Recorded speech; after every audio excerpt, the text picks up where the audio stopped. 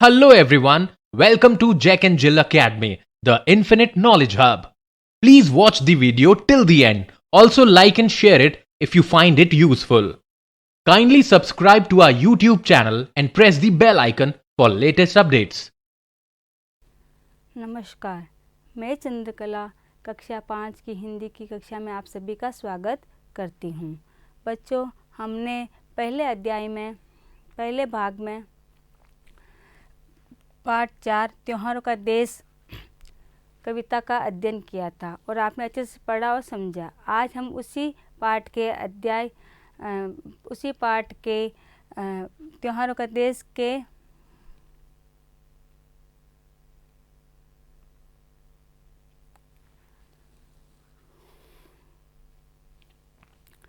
नमस्कार, मैं चंद्रकला कक्षा 5 की हिंदी की कक्षा में आप सभी का स्वागत करती हूँ।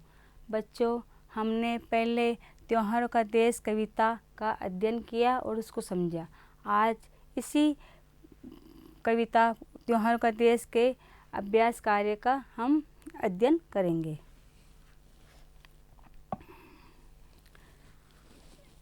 इसका पहला प्रश्न है त्योहारों का देश। इस त्योहारों के देश कविता का पहला प्रश्न है, राखी का त्योहार कैसे मनाया जाता है। बच्चों, आप सभी को पता है राखी का त्योहार बड़ी हंसी खुशी से मनाया जाता है। इस दिन बहन बहुत खुश होती है। बहनें अपने भाई की कलाई पर राखी बांधती है और रक्षा का वचन देती है तथा भाइयों से उपहार पाती है। आप सभी को पता है, आप सभी इसी तरह मनाते हैं। राखी के त्योहार के दिन बहनें बहुत अत्यधिक खुश होती है, प्रसन्न होती है, क्योंकि उनको भाई से कुछ उपहार भी मिलते हैं और रक्षा का वचन भी मिलता है और वो अपने भाई की कलाई पर राखी बांधती है।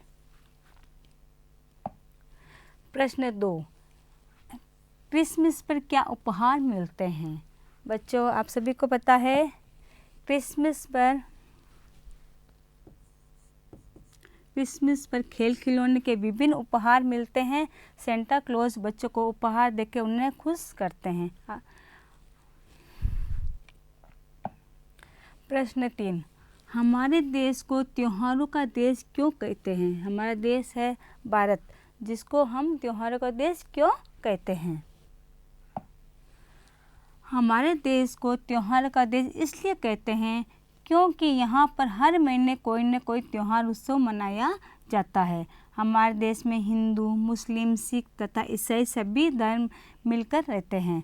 यहाँ सभी त्योहारों होली, दिवाली, ईद, क्रिसमस, रक्षाबंधन, स्वतंत्रता दिवस व गणतंत्र दिवस को बड़े हर्षोल्लास के साथ मनाया जाता है। यानी जो हमारा देश है, इसको त्योहारों का देश क्यों कहते हैं, क्योंकि यहाँ पर सभी धर्म के लोग रहते हैं और हम सभी धर्म के त्योहारों को हम अच्छे से मिलजुल कर मनाते हैं। और इसके साथ भी हमारे जो राष्ट्रीय पर्व है, गणतंत्र दिवस, स्वतंत्रता दिवस है और गांधी जयंती है, ये सभी त्योहार भी हम मिलजुल कर अच्छे से मनाते हैं।